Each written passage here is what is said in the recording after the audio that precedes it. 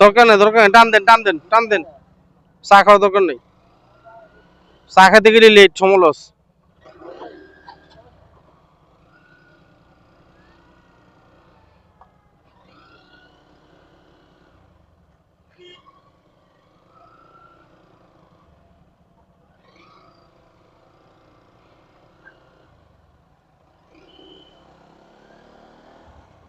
আমরা এই মাত্র আসলাম হচ্ছে ভোলাতে